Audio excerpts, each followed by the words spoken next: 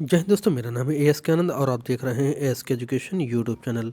दोस्तों, आज की इस वीडियो में हम चर्चा करने वाले हैं सीटेट फरवरी 2026 के सामाजिक विज्ञान के बारे में। सामाजिक विज्ञान का प्रैक्टिस सेशन नंबर ये 5 है, जिसमें से हम आपको पीवाईक्यू में कंटेंट प्लस पैडागॉजी के प्रश्न लेकर आए हैं। हमारा टारगेट होता है 60 में 60 अंक आपको हर पार्ट में दिलवाना, चाहे आपका मैथ साइंस हो चाहे आपका एसएसटी हो, और 30 वाले में 30 का। तो देखिए, यहाँ पर हम आपके लिए टोटल 60 प्रश्न लेकर आए हैं। आपको करना क्या है, प्रत्येक प्रश्न का आंसर, एक का ए बी सी डी, दूसरे का वैसे, तीसरे का वैसे, 60 तक जो भी आपको विकल्प सही लगे वो क्वेश्चन नंबर प्लस आगे का जो भी विकल्प हो उसको क्या करना है, आपको नीचे कमेंट करना है, ठीक है। और अंतिम में आपने 60 में से कितने सही विकल्प दिए हैं, कितने सही जवाब आपने दिए हैं उसको बताना होगा, ठीक है। और सब्जेक्ट एसएसटी के साथ साथ अन्य सब्जेक्टों के भी प्रैक्टिस सेशन जारी है, जाकर आप प्लेलिस्ट में देख सकते हैं।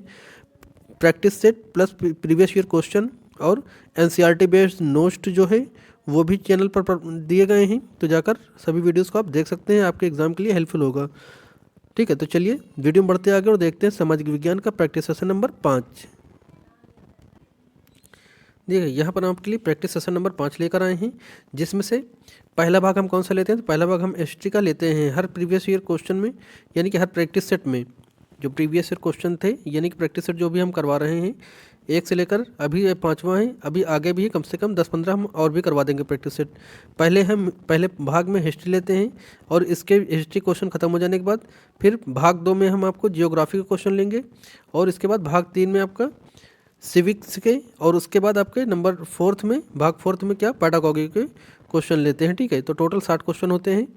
प्रत्येक प्रश्न का आंसर आप नीचे कमेंट में करते रहिएगा। तो चलिए पहला प्रश्न देखते हैं। पहला प्रश्न कहता है कि सिंधु घाटी सभ्यता के किस स्थल से विशाल स्नानागार मिला हुआ है। तो कौन सा जिसमें से सिंधु घाटी का सभ्यता का स्थल था जिसमें से विशाल स्नानागार मिला हुआ है। तो क्या हड़प्पा था, मोहनजोदाड़ो था, लोथल था, या फिर आपका कालीबंगा था। तो किस जगह से विशाल स्नानागार के साक्ष्य मिले हुए हैं। सही जवाब नीचे जल्दी जल्दी आप लोग कमेंट करें, ठीक है। तो सही जवाब हो जाएगा इसमें मोहनजोदाड़ो। ऑप्शन 20 का सही जवाब है मोहनजोदाड़ो, ठीक है। थोड़ा सा समय देंगे क्वेश्चन पढ़ने के बाद, ऑप्शन आप चूज करके नीचे कमेंट करिए, ठीक है।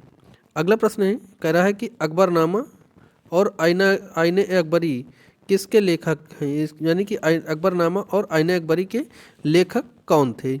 ऑप्शन ए कह रहा है तानसेन, बी टोडरमल, सी अबुल फजल, डी बीरबल। तो इसमें से कौन सा जवाब है, आपको आता हो ना आता हो गेस करना सीखिए, क्योंकि अगर आप एग्ज़ाम में बैठे रहेंगे तो बैठने से आंसर आपको नहीं मिलेगा, और आपका सीटेट में जो है नेगेटिव मार्किंग होती नहीं, इसलिए आपको 150 में से 150 प्रश्न करना उचित रहेगा। तो यहाँ पर सही विकल्प जो भी आपको लगे, आता हो ना आता हो, सही तो हम बताएंगे विकल्प, उससे पहले जो भी आपको विकल्प सही लगे नीचे कमेंट करते रहिए, ठीक है।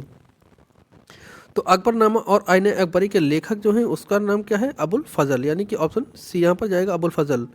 अबुल फजल ने अकबरनामा और आईने अकबरी लिखी हुई है, ठीक है। नेक्स्ट क्वेश्चन है, बक्सर का युद्ध किस वर्ष लड़ा गया था। तो बक्सर का युद्ध क्या 1557 में लड़ा गया, 1757, 1761 या 1764, या फिर आपका 1857। तो बक्सर का युद्ध कब लड़ा गया, ठीक है। तो इसका सही जवाब हो जाएगा आपका ऑप्शन सी, ठीक है, 1764। 1764 इसका सही विकल्प है, ठीक है। और अब आप ये बताएं कि बक्सर का युद्ध किस किस के मध्य लड़ा गया था। नेक्स्ट क्वेश्चन है, सर्वेंट ऑफ इंडिया सोसाइटी यानी कि भारत समाज सेवक कौन थी, इसकी जो है स्थापना किसने की थी। सर्वेंट ऑफ सोसाइटी की स्थापना किसने की है, बाल गंगाधर तिलक ने, गोपाल कृष्ण गोखले ने, लाला लाजपत राय ने, या फिर विपिन चंद्र पाल ने। तो सर्वेंट ऑफ सोसाइटी के जो है स्थापना किसने की, जल्दी से कमेंट करें। सही जवाब हो जाएगा आपका गोपाल कृष्ण गोखले, ठीक है। गोपाल कृष्ण गोखले जी ने सर्वेंट ऑफ इंडिया सोसाइटी की स्थापना की थी। नेक्स्ट क्वेश्चन है, कन्नौज के लिए त्रिपक्षीय संघर्ष में कौन सी 3 शक्तियां शामिल थी, यानी कि कन्नौज पर अधिकार जमाने के लिए कौन सी त्रिपक्षीय शक्तियों के बीच में युद्ध हुआ था। रिपीटेड क्वेश्चन है कई बार का, ठीक है। आप प्रीवियस ईयर क्वेश्चन लगाए होंगे जब भी, या फिर आपने प्रैक्टिस सेट लगाया होगा, पहले के क्वेश्चन देखे होंगे, तो उसमें ये क्वेश्चन जरूर मिला होगा। तो उसमें क्या पाल प्रतिहार और राष्ट्रकूट ये शामिल थे, या फिर चोल, चेर और पांड्य शामिल थे, या फिर राजपूत, मुगल और सुल्तान शामिल थे, या फिर आपके पाल, चोल और गुर्जर शामिल थे। तो रिपीटेड क्वेश्चन है, सही सभी लोग आंसर देंगे इसका। सही जवाब क्या हो जाएगा इसका? ऑप्शन ए, पाल, प्रतिहार और राष्ट्रकूट, ये तीनों के मध्य कन्नौज में त्रिपक्षीय संघर्ष हुआ था। ठीक है, कन्नौज पर अधिकार के लिए त्रिपक्षीय संघर्ष किन किन के मध्य हुआ था? तो पाल थे, प्रतिहार थे और आपके राष्ट्रकूट थे। तो यानी कि PPR आप याद रखिएगा, PPR। ठीक है, PPR यानी कि P²R आप याद रखिए, P²R। कन्नौज पर अधिकार के लिए कि कौन कौन था? तो PPR यानी कि P²R, पाल, प्रतिहार और राष्ट्रकूट। तो इस तरह से आप याद रखिएगा। अगला क्वेश्चन है, भारत का नेपोलियन किसको कहा जाता है? तो भारत का नेपोलियन किसको कहा जाता है? समुद्रगुप्त, अशोक समुद्रगुप्त या फिर हर्षवर्धन को? तो ठीक, यहाँ पर भारत का नेपोलियन किसको कहा जाता है? सही जवाब होगा आपका समुद्रगुप्त को। समुद्रगुप्त का घोड़ा जो है 3 समुद्र का पानी पीता था। ऐसा कहा जाता है कि समुद्रगुप्त का घोड़ा जो था वो 3 समुद्रों का पानी पीता था। ठीक है, नेक्स्ट क्वेश्चन है, 1929 के कांग्रेस के लाहौर अधिवेशन की अध्यक्षता किसने की थी, जिसने पूर्ण स्वराज का प्रस्ताव पारित हुआ था जब? तो जो पूर्ण स्वराज कहाँ से मांग की गई थी पूर्ण स्वराज की? तो कांग्रेस अधिवेशन 1929 में कहाँ पर हुआ था? तो लाहौर में। वर्तमान में कहाँ है ये? पाकिस्तान में है। तो पूछा इसकी अध्यक्षता किसने की थी? महात्मा गांधी, मोतीलाल नेहरू, जवाहरलाल नेहरू या सुभाष चंद्र बोस? तो इसका सही जवाब क्या हो जाएगा? सही जवाब हो जाएगा ऑप्शन सी, जवाहरलाल नेहरू। जवाहरलाल नेहरू ने 1929 कांग्रेस अधिवेशन की अध्यक्षता की थी। रावी नदी के तट पर लाहौर में पड़ता है। ठीक है, वहाँ से इन्होंने पूर्ण स्वराज की मांग की थी। क्वेश्चन कई बार का रिपीटेड है तो याद रखिएगा। अगला क्वेश्चन है, मुगल दरबार में आने वाला प्रथम अंग्रेज राजदूत कौन था? मुगल दरबार में आने वाला अंग्रेज राजदूत प्रथम कौन था? तो क्या सर थॉमस मुनरो था, कैप्टन हॉकिंस था, वास्को डिगामा था या फिर जॉब चार्नॉक था? तो इसका सही जवाब क्या? मुगल दरबार में आने वाला प्रथम अंग्रेज राजदूत कौन था? सही जवाब होगा यहाँ पर कैप्टन हॉकिंस। कैप्टन हॉकिंस इसका नाम है, जो कि मुगल दरबार में ये भारत आया था पहला राजदूत अंग्रेज का। नेक्स्ट क्वेश्चन है, सती प्रथा को समाप्त करने का श्रेय किस गवर्नर जनरल को जाता है?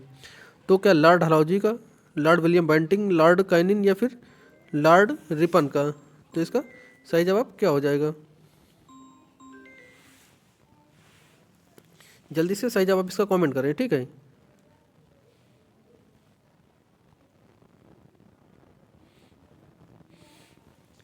सही जवाब क्या होगा इसका? Option b. ठीक है, ऑप्शन बी यानी कि Lord William Bentinck. Next question, Khalsa Panth की स्थापना किस गुरु ने की थी? तो खालसा पंथ की स्थापना किस सिख गुरु ने की थी? गुरु नानक देव, गुरु अर्जुन देव या फिर गुरु तेज बहादुर या फिर गुरु गोविंद सिंह? तो सही जवाब इसका क्या हो जाएगा? इसका सही जवाब हो जाएगा आपका ऑप्शन डी, गुरु गोविंद सिंह। ठीक है, खालसा पंथ की स्थापना गुरु गोविंद जी ने की थी। ऑप्शन डी यहाँ पर सही जाएगा, गुरु गोविंद सिंह। ठीक है, नेक्स्ट क्वेश्चन है, अशोक ने कलिंग युद्ध के बाद कौन सा धर्म अपनाया था? तो अशोक के जीवन काल का सबसे बड़ा युद्ध, जिसमें से बहुत ज़्यादा खून खराबा हुआ, बहुत ज़्यादा खूनों की नदियाँ बह गई थी, ये अशोक ने कलिंग पर युद्ध किया 306 ईस्वी में। ठीक है, किस लिए किया था ये युद्ध? किस लिए उस पर हमला किया था कलिंग पर? तो हाथियों के लिए हमला किया था। और इस युद्ध के बाद उन्होंने धम्म को अपना लिया था। ठीक है, धम्म को अपनाया था, युद्ध नीति छोड़ दी थी। ठीक है, किसको अपनाया? धम्म नीति को अपनाया, धर्म युद्ध जो है युद्ध नीति छोड़ करके। तो क्या धर्म, जैन धर्म को अपनाया, बौद्ध धर्म को, हिंदू धर्म को, बौद्ध धर्म को या फिर आजीवक संप्रदाय को? तो इसका सही जवाब हो जाएगा आपका ऑप्शन सी, बौद्ध धर्म को अपनाया था इसने, बौद्ध धर्म को अपना लिया था।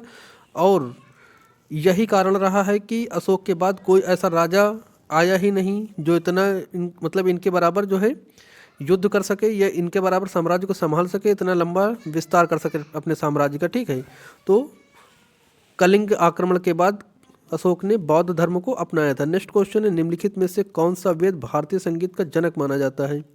तो आपके यहाँ तो कितने वेद हैं? 4 वेद हैं। कौन कौन से? आपका ऋग्वेद हो गया, यजुर्वेद हो गया और सामवेद तथा अथर्ववेद। सबसे पुराना पूछता है तो आप इस पर टिक करेंगे, ऋग्वेद पर, और सबसे नया पूछे तो अथर्ववेद पर।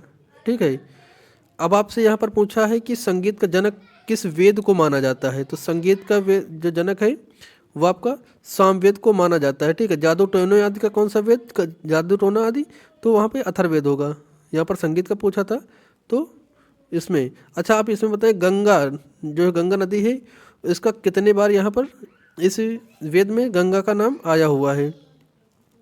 नेक्स्ट है 1857 के विद्रोह के समय मुगल बादशाह कौन थे? तो 1857 की जब क्रांति हुई थी जहाँ पर मंगल पांडे ने इसका जो है श्री गणेश किया था बैरकपुर से, ठीक है।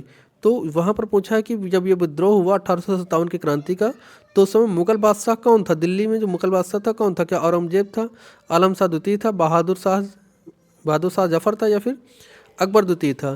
तो सही जवाब क्या हो जाएगा इसमें? जल्दी कमेंट करते रहे, ठीक है। सही जवाब है आपका बहादुर शाह जफर, ठीक है, बहादुर शाह जफर था, ठीक है।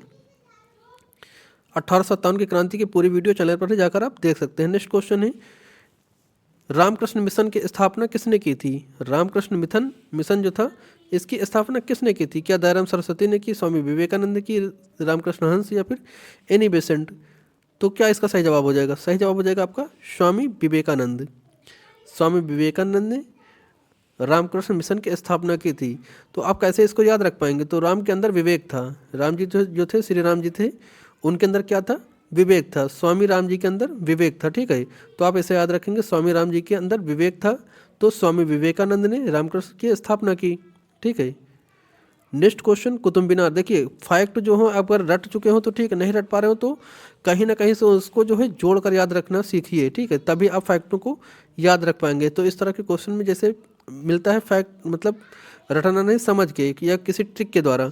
तो जो श्री राम जी थे वो देखते हैं आपके बहुत ही साधारण, बहुत ही विवेकशील रहे हैं, तो इसलिए हमने बताया आपको, ये आप इस ट्रिक से याद रख सकते हैं।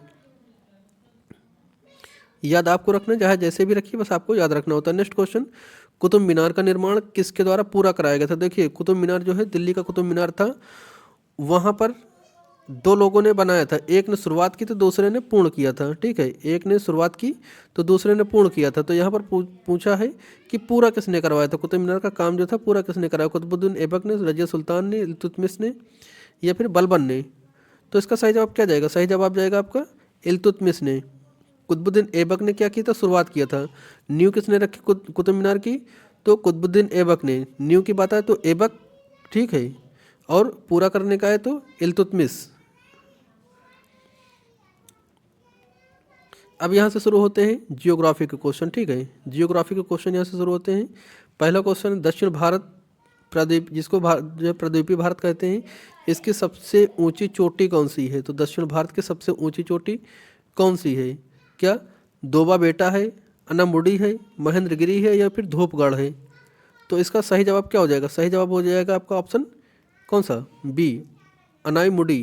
अनाईमुडी दक्षिण भारत की सबसे ऊंची चोटी है, ठीक है। अनाईमुडी दक्षिण भारत की सबसे ऊंची चोटी है। अब पूछा यहाँ पर वायुमंडल में नाइट्रोजन गैस कितने प्रतिशत पाया जाता है? तो बहुत ही आसान सवाल है, बहुत ही ज़्यादा बार रिपीटेड क्वेश्चन है।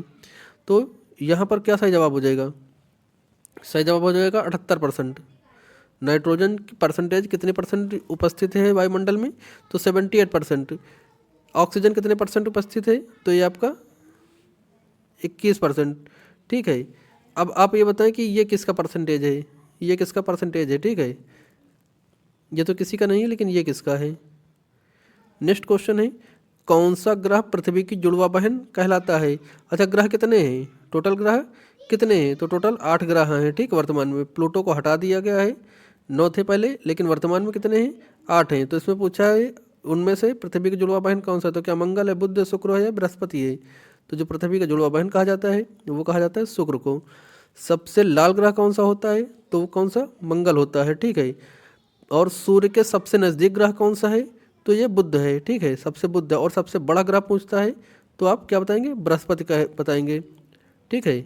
और सबसे बाहरी तो वरुण है, ठीक है। तो मान लो यहाँ पर सूर्य है, कहाँ पर? थोड़ा सा बताएंगे, ज़्यादा नहीं बताएंगे। ये मान लो यहाँ पे ये सूर्य है, तो सूर्य के बगल में यहाँ पर बुध है, ठीक है। बृहस्पति यहाँ पर बड़ा सा होता है, और अरुण वरुण यहाँ पे लास्ट होता है, तो वरुण सबसे लास्ट में है, ठीक है। और ये मंगल सबसे लाल होता है। तो टोटल कितने ग्रह होते हैं? 8 होते हैं। विस्तार से जानने के लिए आप वीडियो प्लेलिस्ट में जाइए, SST का जो आपका एनसीईआरटी बेस्ड नोट्स है, उसमें जाकर आप देख सकेंगे। उसमें हमने क्या किया है कि कक्षा 6, 7 और 8 हिस्ट्री, जियोग्राफी और पॉलिटी का हर एक एक चीज़ का एक एक लेसन का, यानी कि पहले कक्षा 6 का आपका हमने हिस्ट्री के बारे में, जियोग्राफी के बारे में, उसके बाद आपका सिविक्स के बारे में चीज़ों के बताया, एक एक लेसन का विस्तार से बताया। फिर वैसे ही कक्षा 7 का हिस्ट्री, जियोग्राफी और पॉलिटी, और वैसे ही कक्षा 8 का हिस्ट्री, जियोग्राफी और पॉलिटी। तो काफ़ी लंबी तो वीडियो नहीं, लगभग 1 घंटे 45 मिनट की वीडियो, जिसमें से आपका पूरा एनसीईआरटी नोट्स आपको मिल जाएगा देखने को, तो जाके आप उसको देख सकते हैं। ठीक है, चलिए आगे क्वेश्चन देखते हैं। क्वेश्चन नंबर 19 कहता है भूकंप की तीव्रता मापने के लिए किस यंत्र का प्रयोग किया जाता है? तो क्या बैरोमीटर का, स्पेक्ट्रोग्राफ का, हाइड्रोमीटर का या फिर थर्मामीटर का? तो यहाँ पर सही जवाब क्या बनेगा? भूकंप की तीव्रता मापने की बात की गई है यहाँ पर, तो क्या हो जाएगा इसका सही जवाब? तो ये हो जाएगा आपका सिग्मोग्राफ। जो सिग्मोग्राफ होता है ये भूकंप की तीव्रता इससे मापी जाती है। ठीक है, अगला प्रश्न कह रहा है कि सुंदरवन डेल्टा किस नदी द्वारा निर्मित होता है? जो सुंदरवन का डेल्टा बनता है ये किस नदी के द्वारा बनता है? क्या गंगा और यमुना इससे बनता है, या फिर गंगा और ब्रह्मपुत्र, या फिर आपका महानदी और गोदावरी, या फिर नर्मदा और ताप्ती? तो सुंदरवन का डेल्टा किन नदियों से निर्मित होता है आपको ये बताना है। ठीक है, तो सही जवाब इसमें क्या हो जाएगा? ऑप्शन बी यहाँ पर सही जवाब हो जाएगा, गंगा और ब्रह्मपुत्र। गंगा और ब्रह्मपुत्र के द्वारा जो है सुंदरवन का डेल्टा का निर्माण होता है। सही ऑप्शन क्या है? ऑप्शन बी यहाँ पर हो जाएगा, गंगा ब्रह्मपुत्र। अच्छा, यहाँ पर आपसे ये भी पूछता है कि भारत की सबसे लंबी नदी कौन सी है? तो भारत की जो सबसे लंबी नदी है वो है गंगा। ठीक है, कौन सी? गंगा। इसकी लंबाई कितनी है? तो लगभग 2525 किलोमीटर, जो कि एनसीईआरटी में आपका एनसीईआरटी में बताया गया। ठीक है, 2525 किलोमीटर भारत की सबसे लंबी नदी है। ठीक है, और जो नदी है डेल्टा नहीं बनाती, एस्चुरी बनाती है, वो नदी कौन सी है? वो नर्मदा नदी है। इस बात का भी आप ध्यान रखेंगे। अगला प्रश्न है विश्व का सबसे गहरा महासागर कौन सा है?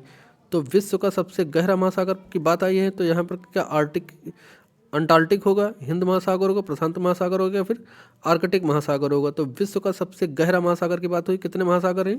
तो टोटल आपके यहाँ 5 महासागर हैं। ठीक है, टोटल 5 महासागर हैं। और आपके जो स्थल हैं यानी कि महाद्वीप, महाद्वीप कितने हैं? तो 7 महाद्वीप हैं। सबसे बड़ा महाद्वीप कौन सा है? तो एशिया है। सबसे छोटा ऑस्ट्रेलिया है। ठीक है, लेकिन यहाँ पर जो है महाद्वीप से रिलेटेड क्वेश्चन नहीं है, महासागर से है। तो यहाँ पर पूछा सबसे गहरा महासागर कौन सा होगा? तो सबसे गहरा महासागर की बात आती है तो आप प्रशांत महासागर के साथ जाएंगे। ठीक है, प्रशांत महासागर दुनिया का या विश्व का सबसे गहरा महासागर है, प्रशांत महासागर। देखिए, जो शांत हो, याद कैसे रखेंगे? जो शांत हो उसमें सबसे ज़्यादा गहराई आपको देखने मिलती है, यानी कि शांत व्यक्ति सबसे ज़्यादा गहरा होता है। ठीक है, तो प्रशांत यानी कि सबसे गहरा, याद रखिएगा। ठीक है, नेक्स्ट क्वेश्चन है भारत में शीतकालीन वर्षा मुख्य रूप से किस तट पर होती है? ये किस वे में पूछा है? तो ये लौटते हुए मानसून के वे में पूछा गया। तो कोणक तट पर, मालाबार तट पर, कोरोमंडल तट तमिलनाडु, या फिर गुजरात तट पर? तो शीतकाल वर्षा यानी कि जो लगभग सितंबर से नवंबर के मध्य रहती है। ठीक है, तो यहाँ पर पूछा किस तट पर सर्वाधिक होती है लौटते हुए मानसून से? तो सही जवाब इसका क्या बनेगा? जल्दी जल्दी बताया करें आप। ठीक है, जितनी जल्दी आप लोग कमेंट करेंगे उतनी जल्दी हम आपको आंसर बताएंगे। सही जवाब हो जाएगा ऑप्शन सी, कोरोमंडल यानी कि तमिलनाडु में लौटता हुआ मानसून मुख्य रूप से शीत वर्षा यहाँ पर होती है तमिलनाडु में, यानी कि जो ठंडी के समय वर्षा होती है सर्वाधिक कहाँ पर होती है? कोरोमंडल तट पर, तमिलनाडु में। ठीक है, याद रखिएगा। अच्छा, यहीं से एक चीज़ हम और आपको बताएं, जो मध्याह्न भोजन है, मध्याह्न भोजन की शुरुआत कहाँ से हुई थी? तो आप यहीं याद रखिएगा, तमिलनाडु। 2001 में मध्याह्न भोजन की शुरुआत यहीं से हुई थी। ठीक है, आपसे क्वेश्चन ये भी पूछता है मध्याह्न भोजन कहाँ से शुरू हुआ था। नेक्स्ट क्वेश्चन है यहाँ पर एसएसटी से संबंधित ही, कह रहा है संसार की छत यानी कि रोफ ऑफ द वर्ल्ड किसे कहा जाता है? तो क्या तिब्बत के पठार को, पामीर के पठार को, हिमालय को, या फिर माउंट एवरेस्ट को? तो यहाँ पर संसार की यह पूछा है, यानी कि विश्व या वर्ल्ड की। ठीक है, तो सही जवाब क्या हो जाएगा? ऑप्शन बी जाएगा, पामीर का पठार। पामीर के पठार को विश्व की या संसार की छत कहा जाता है। ठीक है, किसको? पामीर, पामीर की पठार। नेक्स्ट क्वेश्चन, निम्नलिखित में से कौन सा नकदी फसल है? तो नकदी फसल किसको कहा जाता है? जिसको बेच करके तुरंत पैसा मिले। तो क्या इसमें गेहूँ होगा, चावल होगा, गन्ना होगा या मक्का होगा? तो सही जवाब क्या हो जाएगा? 24 का इसमें सही जवाब क्या जाएगा? ऑप्शन डी जाएगा। आपका गन्ना हो गया, ठीक है, कपास हो गया, जूट हो गई, ये सभी क्या होते हैं? इनको बेच कर तुरंत पैसा मिलता है, इसलिए क्या कहलाती है? सब नकदी फसल कहलाती हैं, ठीक है। नेक्स्ट क्वेश्चन है छत्रक साइल। छत्रक साइल यानी कि मशरूम रॉक्स कहाँ पाए जाते हैं? तो क्या नदी घाटी में पाया जाता है, रेगिस्तान में पाया जाता है, हिमनद में पाया जाता है या फिर आपका डेल्टा में पाया जाता है? तो जो जो छत्रक साइल होता है ये कहाँ पर पाया जाता है, आपको ये बताना है। तो इसका सही जवाब क्या हो जाएगा? जल्दी जल्दी थोड़ा कमेंट करिए। इसका सही जवाब है रेगिस्तान, ठीक है, रेगिस्तान यानी कि ऑप्शन बी। नेक्स्ट क्वेश्चन है भारत का एकमात्र सक्रिय ज्वालामुखी कहाँ स्थित है? भारत का सक्रिय ज्वालामुखी जो एकमात्र है जो सक्रिय है, बाकी सारे निष्क्रिय हैं, तो जो सक्रिय है वो कहाँ पर है? क्या लक्षद्वीप में है, बायरन द्वीप है जो अंडमान निकोबार में है, या फिर मिनिकॉय है, या फिर दमन और दीव का है? तो एकमात्र सक्रिय महाद्वीप कौन सा है? ये बायरल है, ठीक है, बायरल महाद्वीप अंडमान निकोबार। याद कैसे रखेंगे? तो बायरल यानी कि जल, मतलब बायरल यानी कि जलता हुआ, ठीक है, जलता हुआ आप याद रखेंगे, बायरल यानी जलता हुआ। ये कहाँ पर है? अंडमान निकोबार में एकमात्र सक्रिय ज्वालामुखी है, ठीक है। नेक्स्ट आपका वायुमंडल की कौन सी परत हवाई जहाज उड़ाने के लिए उपयुक्त मानी जाती है? तो क्या आपका क्षोभ मंडल, आयन मंडल, समताप मंडल या फिर आपका कौन सा छोटा हमारा मध्य मंडल? तो कौन सा मंडल है जिसमें वायुयान उड़ाने के लिए सर्वाधिक उपयुक्त है? सही जवाब क्या हो जाएगा? इसमें हो जाएगा आपका समताप मंडल, और यहीं पर मौसम संबंधी घटनाएं भी घटित होती हैं, ठीक है। आप ये बताएं ओजोन परत कहाँ पर होती है? इसमें कौन से मंडल में ओजोन परत पाई जाती है? नेक्स्ट क्वेश्चन काजीरंगा राष्ट्रीय उद्यान किस राज्य में स्थित है? तो काजीरंगा जो है वो क्या पश्चिम बंगाल में है, आपका असम में है, उत्तराखंड या फिर राजस्थान? तो सही जवाब इसमें क्या हो जाएगा? सही जवाब हो जाएगा आपका काजीरंगा पूछा गया है, तो काजीरंगा का सही जवाब क्या हो जाएगा? आपका असम हो जाएगा काजीरंगा का। जिम कॉर्बेट कहाँ पर है? तो जिम कॉर्बेट आपका उत्तराखंड में है, ठीक है, जिम कॉर्बेट कहाँ पर है? उत्तराखंड। केवलादेव कहाँ है? तो ये राजस्थान है। अब पश्चिम बंगाल का कोई आप एक बताएं, पश्चिम बंगाल का कोई एक राष्ट्रीय उद्यान बताएं, और साथ ही बताएं कि जो तैरता हुआ राष्ट्रीय उद्यान है वो कहाँ पर और किस राज्य में है। नेक्स्ट है भारत की समय मानक रेखा जो 82.82 ईस्ट है यानी पूर्व, वो कितने राज्यों से होकर गुजरती है? भारत की मानक रेखा कितने राज्यों से? 3, 4, 5 या 6? तो सही इसका सही जवाब क्या हो जाएगा? यहाँ पर कर्क रेखा नहीं बचा, ध्यान दीजिएगा, भारत की मानक रेखा पूछा गया, कर्क रेखा नहीं पूछी गई है। तो सही जवाब हो जाएगा 5 राज्यों से। जो मानक रेखा है वो 5 समय मानक रेखा 5 राज्यों से होकर गुजरी है, ठीक है, और कर्क रेखा वो 8 राज्यों से गुजरी है। तो कर्क रेखा की यहाँ पर बात ही नहीं हुई, मानक रेखा की बात हुई, तो 5 राज्यों से गुजरी है। अच्छा, कितना जो है कितने जो आपका जीएमटी होता है, जीएमटी कितने घंटे आगे चलता है? तो याद रखिएगा 5.5 घंटे, 5.5 घंटे यूरोप से आगे चलता है, ठीक है, भारत का समय। नेक्स्ट क्वेश्चन है, और ये समय जो है भारत का समय निर्धारण कहाँ से किया जाता है? तो ये उत्तर प्रदेश का प्रयागराज एक जगह है, जिला है, जो उस जिले में एक जगह है नैनी, ठीक है, नैनी से समय का निर्धारण किया गया भारत के समय सीमा का, ठीक है। नेक्स्ट क्वेश्चन है निम्नलिखित में से कौन सा ऊर्जा का अनवीकरणीय स्रोत है? तो अनवीकरणीय मतलब नॉन रिन्यूएबल यानी कि जो दोबारा नहीं बनाया जा सकता, तो उसमें से कौन हो? क्या पवन ऊर्जा, सौर ऊर्जा, पवन ऊर्जा, कोयला, या फिर ऑप्शन डी कह रहा है कि ज्वारीय ऊर्जा? तो देखिए जो जिसको रिन्यू आप नहीं कर सकते हैं, जलने के बाद वो हो जाता है ख़त्म, तो ये ऑप्शन होगा कोयला, ठीक है, याद रखिएगा, ऑप्शन क्या हो जाएगा? कोयला हो जाएगा। नेक्स्ट अब यहाँ से शुरू होता है आपका सिविक्स का पैटर्न। सिविक्स क्वेश्चन यहाँ शुरू होते हैं आपका हिस्ट्री और जियोग्राफी के क्वेश्चन खत्म हो चुके हैं। इसके बाद आएगा पेडागोजी। तो 31 नंबर क्वेश्चन कह रहा है भारतीय संविधान का अनुच्छेद 21A किससे संबंधित है? ठीक है, तो यहाँ पर पिछली वीडियो में हमने इस चीज़ को बताया था, ठीक है, पिछली वीडियो में हमने ये क्वेश्चन आपसे पूछा भी था और यहाँ आ भी गया, ठीक है। तो यहाँ पे हमने ले लिया क्योंकि पिछले क्वेश्चन में हम पिछले आपसे प्रैक्टिस सीरीज में पूछा था। तो क्या संपत्ति का अधिकार है 20A से संबंधित, निजाता का अधिकार है, शिक्षा का अधिकार जिसमें 6 से 14 वर्ष के लिए शिक्षा का अधिकार, या फिर आपका संवैधानिक उपचारों का अधिकार, ठीक है। तो इसका सही जवाब क्या हो जाएगा? तो इसका सही जवाब हो जाएगा आपका, बहुत महत्वपूर्ण क्वेश्चन है आपकी परीक्षा की दृष्टि से, शिक्षा का अधिकार है इसमें, ठीक है। ये 6 से 14 वर्ष के बच्चों के लिए निःशुल्क एवं अनिवार्य शिक्षा का प्रावधान है, ठीक है। अनुच्छेद 21A में भारत के हर बच्चे को जो 6 से 14 वर्ष का हो उसको निःशुल्क एवं अनिवार्य शिक्षा दिए जाने का प्रावधान है। किसी भी प्राथमिक विद्यालय में बच्चा जाएगा तो वहाँ के टीचर या कोई भी उसको शिक्षा लेने से वंचित नहीं कर सकता है। ये एकदम सख्त नियम कानून बना हुआ है कि 6 से 14 वर्ष के लिए आपका बच्चा पढ़ेगा, जरूर पढ़ेगा। और अगर दिव्यांग होगा तो कितना हो जाएगा, वो 6 से 18 वर्ष होगा, ठीक है, 6 से 18 वर्ष होगा। और इन बच्चों को जो एजुकेशन दी जाएगी किस किस लैंग्वेज में दी जाएगी, तो उनकी मातृभाषा में, मातृभाषा या क्षेत्रीय भाषा में, लैंग्वेज में आपको एजुकेशन दी जाएगी बच्चों को, ठीक है।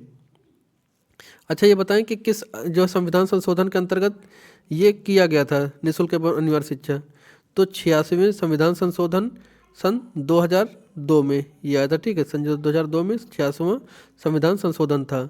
अच्छा आपसे पूछता है कि जीवन जीने का अधिकार, ठीक है, जीवन जीने का अधिकार किस में जाता है, तो 21 में जाता है। अगर जीवन जीने का अधिकार पूछे तो 21, निःशुल्क शिक्षा का अधिकार पूछे तो 21A, आप याद रखेंगे इस चीज़ को, भूलना या गड़बड़ नहीं करना है। नेक्स्ट क्वेश्चन है, B.R. अम्बेडकर ने किस अनुच्छेद को संविधान का हृदय और आत्मा कहा है?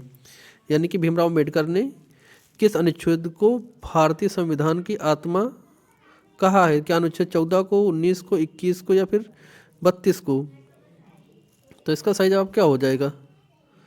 इसका सही जवाब हो जाएगा आपका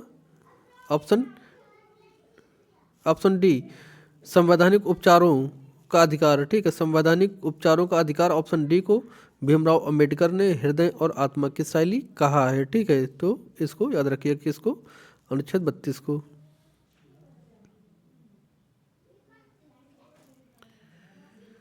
अगला प्रश्न है, कह रहा है कि राज्यसभा का पदेन सभापति कौन होता है?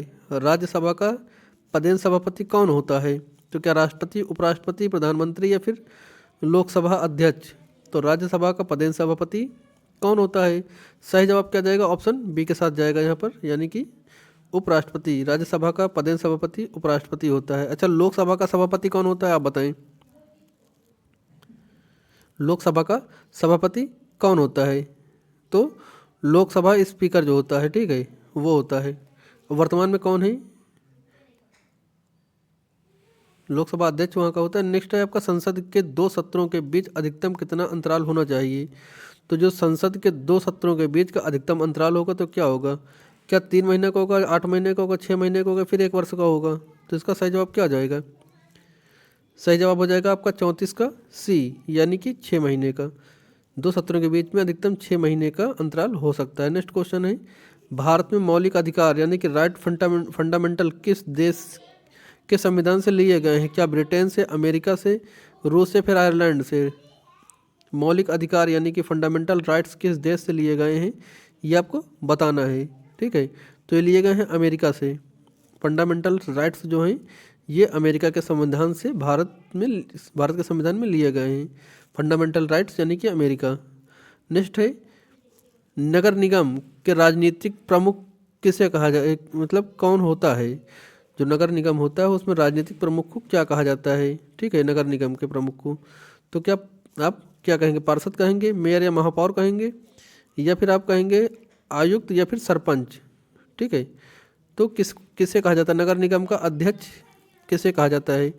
सही जवाब क्या हो जाएगा आपका? ऑप्शन बी, मेयर या महापौर कहा जाता है। नगर निगम यानी कि जहाँ पर लगभग 10 लाख से ज़्यादा की जनसंख्या हो, ठीक है, जिस जिले में 10 लाख से ज़्यादा की जनसंख्या होगी उसको वहाँ पर नगर निगम लग जाता है। जैसे आपका यूपी में अगर आप रहते हैं तो यूपी का जैसे कानपुर है, लखनऊ है, इलाहाबाद है, तो ये सब इनमें क्या है, नगर निगम है। और जैसे छोटे छोटे ज़िले हैं तो वहाँ पर क्या लगता है, नगर अध्यक्ष होता है, ठीक है। और जो पार्षद अच्छा कौन होते हैं, तो पार्षद कौन होते हैं? तो पार्षद होते हैं कौन है, जैसे वार्ड सभासद जिनको कहते हैं ना, हर वार्ड का मेंबर जो होता है वो होता है आपका पार्षद, ठीक है। सरपंच आप जानते ही, जो गांव का मुखिया होगा वो कहलाता है सरपंच। अब आप ये बताएं आयुक्त तो कौन होता है?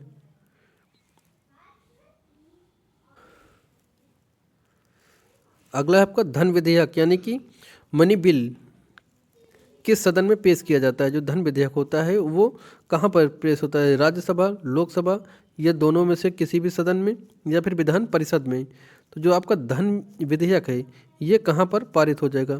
तो ये कहाँ पर होगा? सही जवाब क्या हो जाएगा इसका? लोकसभा, यानी कि ऑप्शन नंबर बी। ठीक है, ऑप्शन बी इसका सही जवाब होगा। धन विधेयक कहाँ पर पेश किया जाएगा?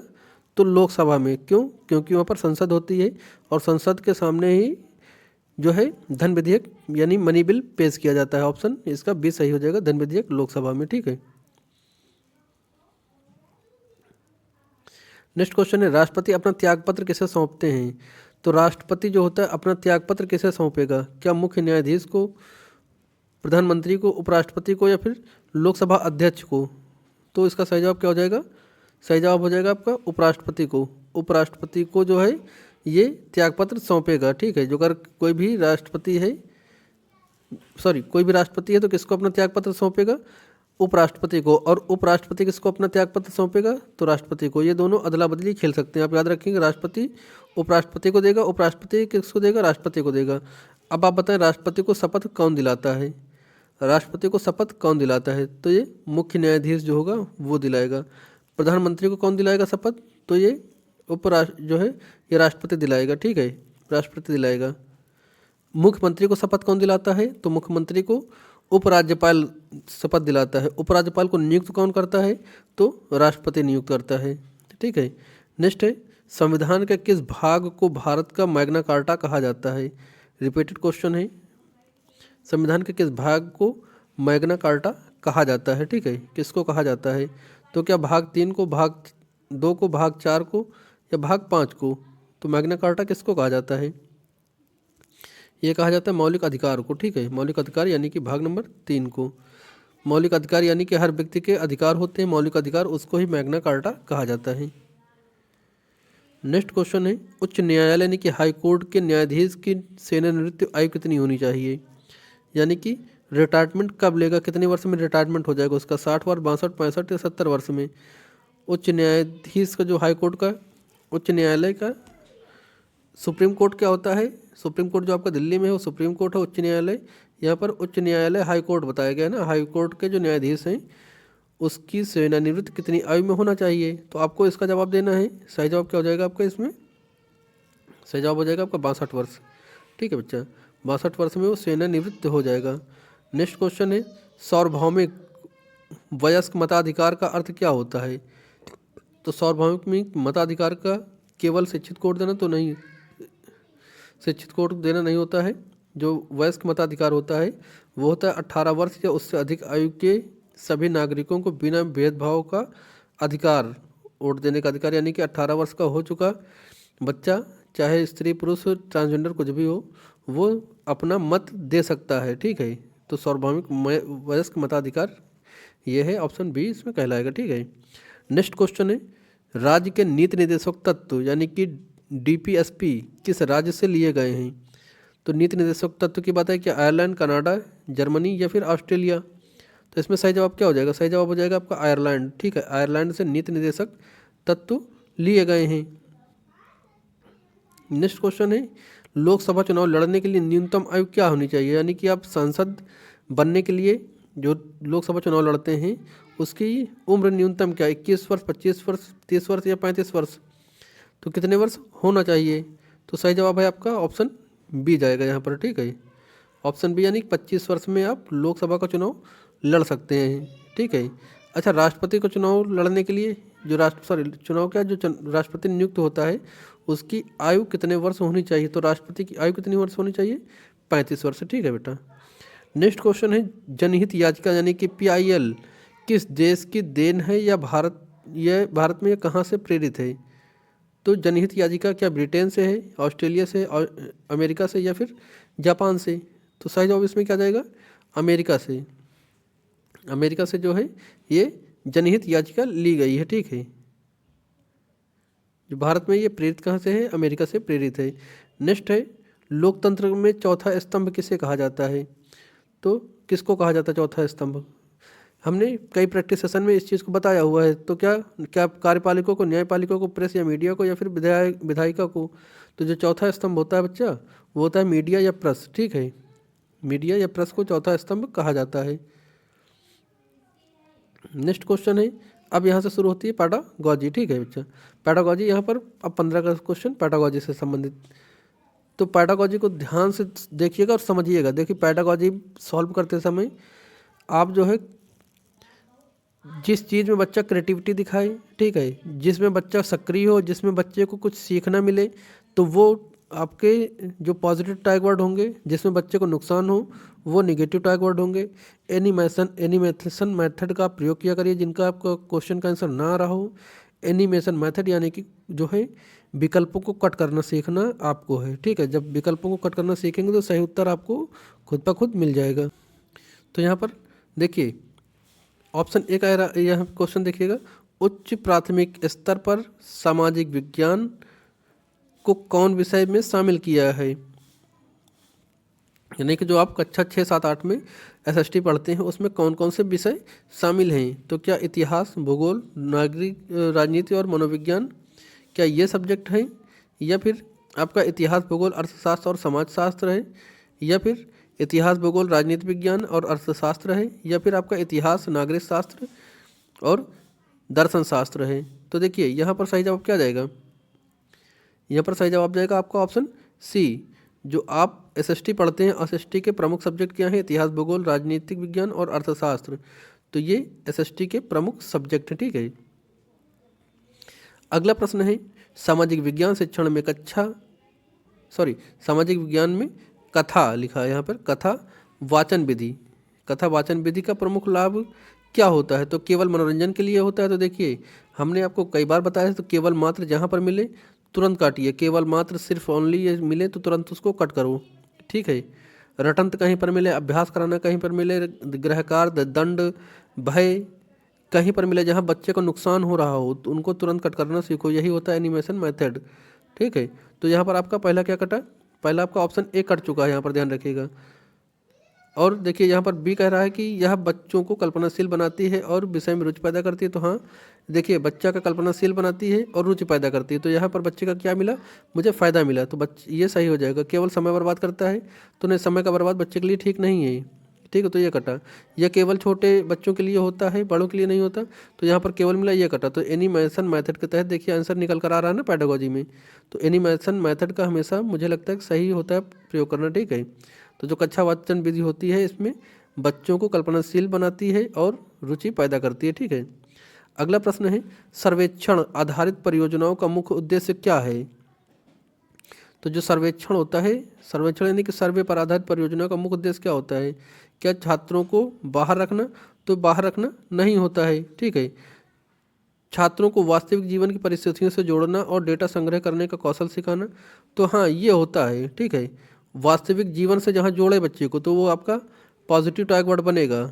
ठीक है, अनुभव जोड़े, वास्तविक जीवन से की परिस्थितियों से जोड़ा जाए, उसको जोड़ करके बाहरी जीवन से सिखाया जाए उसका, तो वो आपका पॉजिटिव टैग वर्ड बनेगा। देखिए ये ऑप्शन आपका सही हो जाएगा।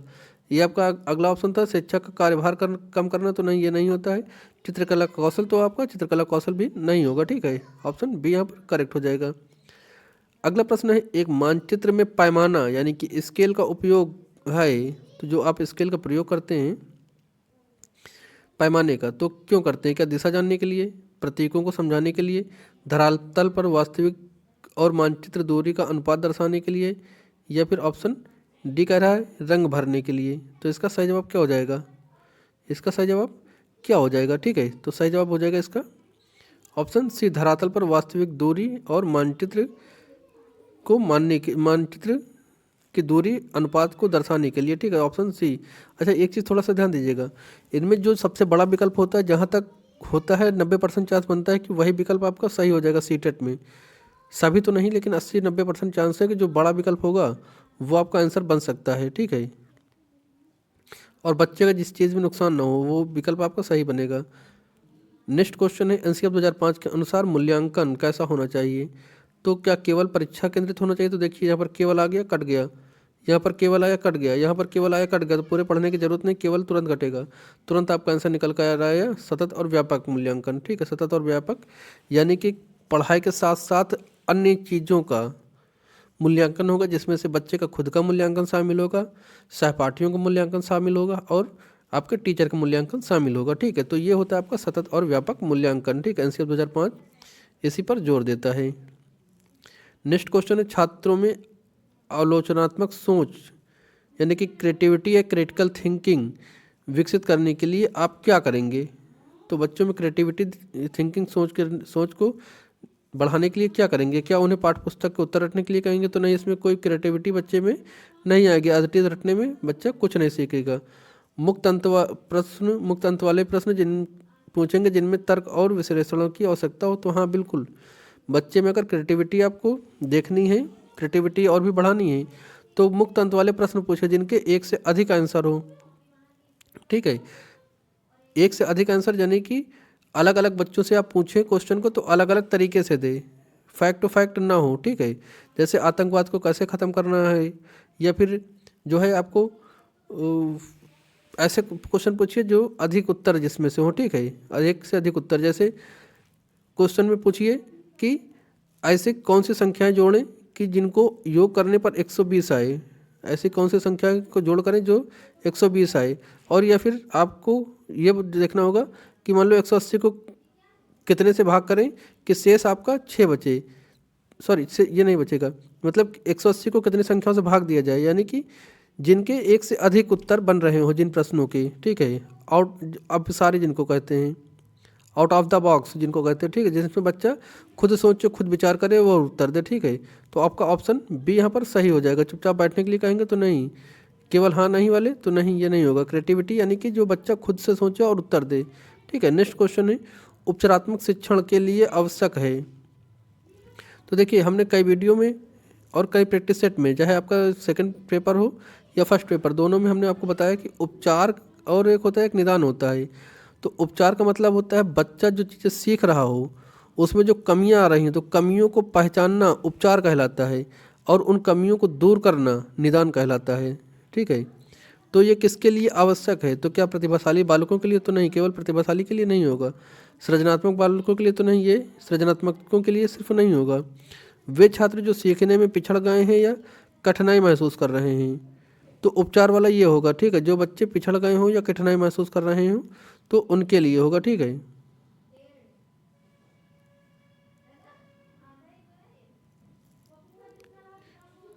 ऑप्शन सी यहाँ पर करेक्ट हो जाएगा। जो बच्चे पिछड़ गए हों, वो कठिनाई महसूस कर रहे हैं, नहीं, कठिनाई को पता लगाना उपचार कहलाएगा और कठिनाई को दूर करना क्या कहलाएगा? निदान कहलाएगा।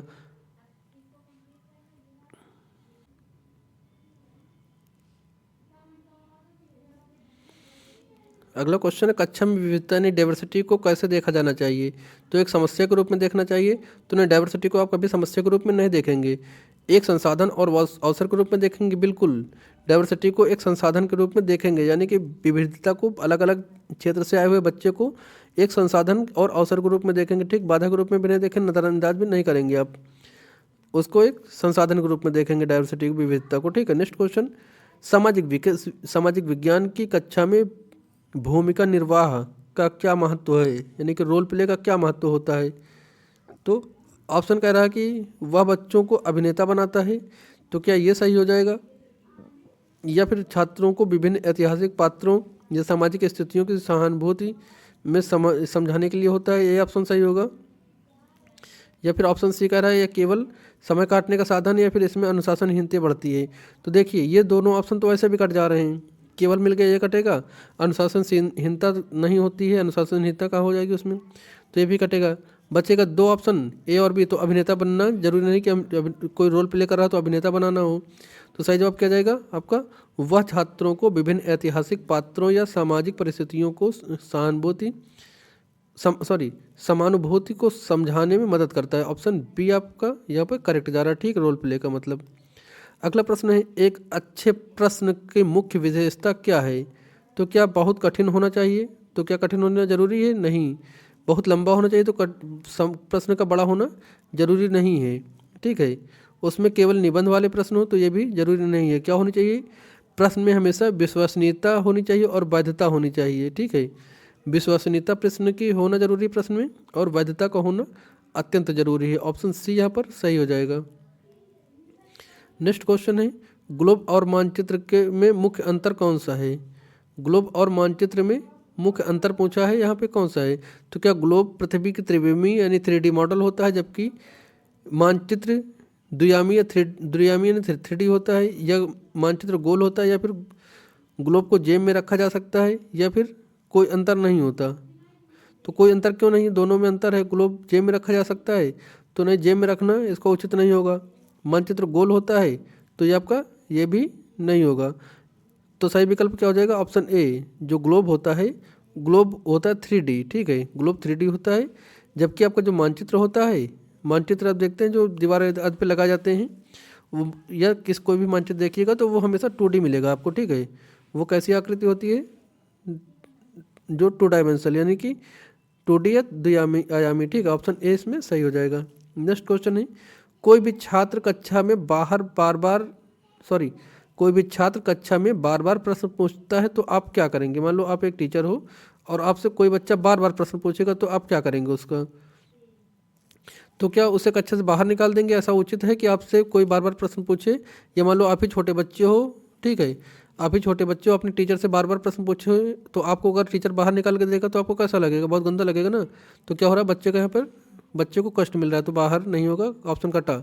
जहाँ पर बच्चा को कष्ट मिलेगा वो ऑप्शन तुरंत गलत काटेंगे उसको, उसे डराकर चुप करा देंगे। तो क्या आपको कोई चुप करा दे तो आपको अच्छा लगेगा? नहीं ना। तो ऑप्शन यहाँ पर भी ये कट जाएगा, ठीक है।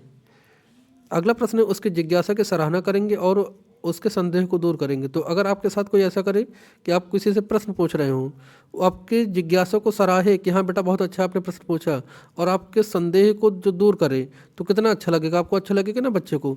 तो ऑप्शन यहाँ पर सी सटीक हो जाएगा। उसे ट्यूशन के लिए सलाह देंगे? नहीं, उसकी जिज्ञासा को सराहें बच्चे को, और उसको जो है उसके संदेह को दूर करें, ठीक है। तो आपका ऑप्शन सी यहाँ पे करेक्ट हो जाएगा। नेक्स्ट क्वेश्चन है, प्राथमिक स्रोत का उपयोग करते समय छात्रों को क्या सिखाया जाता है? तो इसका सही जवाब क्या हो जाएगा? प्राथमिक स्रोत यानी प्राइमरी सोर्स का उपयोग करते छात्रों को क्या सिखाया जाता है? तो क्या ऐतिहासिक तथ्यों की विश्वसनीयता की जांच करना, या केवल पढ़ाना? तो केवल पढ़ाना तो केवल तो वैसे भी कट गया। पुरानी चीज़ों को फेंक देना तो ये भी आपका कटेगा। नकल कराना ये भी कटेगा। तो देखिए इसका आंसर ना आते हुए भी निकल कर आ गया ना, इसका आंसर ना आते हुए भी निकल कर यहाँ पर आ गया। 58 का क्या हो जाएगा? 58 का ए हो जाएगा। तो एनिमेशन मेथड का यही फायदा होता है कि आप गलत ऑप्शन को काटिए, सही तो अपने आप आ ही जाएगा। नेक्स्ट क्वेश्चन है, सेकंड लास्ट, सामाजिक और राजनीतिक जीवन की पाठ्यपुस्तकों में जो चित्रकथाओं का प्रयोग क्यों किया जाता है? जो आपके सामाजिक और राजनीतिक जीवन की पाठ्यपुस्तकें होती हैं, इसमें जो चित्रकथाएं बनी होती हैं यानी कॉमिक्स का प्रयोग क्यों किया जाता है? तो क्या पुस्तक को सुंदर बनाने के लिए? तो क्या खाली पुस्तक को सुंदर बनाने के लिए आप चित्र बने होते पुस्तक में? तो नहीं। केवल छात्रों को हंसाने के लिए? तो छात्रों को हंसाने के लिए नहीं होता है। प्रश्न को भरने के लिए? तो नहीं, ऐसा भी उद्देश्य नहीं होता। तो फिर उद्देश्य क्या होता है चित्रों को देने के लिए? जटिल अवधारणाओं को आसानी और रोचक तरीके से समझाने के लिए। इसलिए जो है आपकी पुस्तक में चित्र बने होते हैं। ऑप्शन सी यहाँ पर करेक्ट हो जाएगा। लास्ट क्वेश्चन है आज की वीडियो का, सहयोगात्मक अधिगम शिक्षक की भूमिका क्या है? जो सहयोगात्मक अधिगम है यानी कि कोलैबोरेटिव लर्निंग में ये क्या होता है, शिक्षक की भूमिका इसमें क्या होती है? तो क्या कठोर शासक की तरह होती है? तो नहीं, कठोर शासक की तरह बिल्कुल नहीं होगी। एक मूक दर्शक की होगी? तो नहीं। केवल परीक्षक की तरह होगी? तो नहीं। एक सुगमकर्ता के तौर पे होगी, ठीक है, सुगमकर्ता मार्गदर्शक के रूप में होगी जी। यानी कि एनसीएफ 2005 क्या कहता है, जो बच्चे का टीचर होगा वो एक सुगमकर्ता की तरह काम करेगा, बच्चे के साथ मार्गदर्शक की तरह काम करेगा। बच्चा जिस व्यवस्था में सीखना चाहता हो, जिस व्यवस्था में सीखना उसको उचित लगता हो, उस तरह से पूरी की पूरी व्यवस्था बदल डालो, चाहे कुछ भी हो जाए, व्यवस्था ही चेंज क्यों ना करनी पड़े, बच्चे को बस सिखाना होगा। बच्चे को सीखना चाहिए, चाहे जैसे भी सीखे। पूरी व्यवस्था को बदलना पड़े तो पूरी व्यवस्था बदल डालो, पूरे मेथड बदलना पड़े तो बदल डालो, लेकिन बच्चे को सिखाओ। तो सुगमकर्ता और मार्गदर्शक की तरह शिक्षक का होना आवश्यक होता है। ये थे आज के टोटल 60 प्रश्न। आप 60 में से कितने सही जवाब दिए हैं नीचे कमेंट जरूर करिएगा। वीडियो कैसी लगी आप उसके बारे में ज़रूर अपनी राय दिया करिए, क्योंकि वीडियो को बनाने में काफ़ी ज़्यादा मेहनत लगती है। 1 डेढ़ घंटा के साथ बराबर बिना रुके हुए बोलना पड़ता है। ऑफलाइन क्लास में यही होता है, ऑनलाइन क्लास में ये समस्या है कि लगातार टीचर को ही बोलना पड़ता है, पढ़ाने वालों को ही। ऑफलाइन में कुछ क्वेश्चन हम आपसे पूछते हैं तो आप जवाब देते हैं, लेकिन ऑफलाइन तो अभी है नहीं, आप अभी ऑनलाइन है, तो ऑनलाइन में सिर्फ हमें बोलना पड़ रहा है, इसलिए बहुत मेहनत लगती है। पूरा कंटेंट इकट्ठा करना, क्वेश्चन लिखना और वीडियो को बनाना, फिर अपलोड करना, थंबनेल बनाना, बहुत सारी जिम्मेदारियां होती हैं। तो वीडियो अगर पसंद आए तो इसको लाइक और शेयर करिएगा। और हाँ, अगर आपको पसंद भी नहीं आ रही, कुछ कमियां लग रही हैं, तो भी बेझिझक आप नीचे कमेंट जरूर कर सकते हैं, ठीक है। और अन्य प्रैक्टिस सेट से जुड़ने के लिए चैनल को सब्सक्राइब करिए, वीडियो को लाइक और शेयर करिए। मिलते हैं नेक्स्ट प्रैक्टिस सेट के साथ, तब तक के लिए जय हिंद।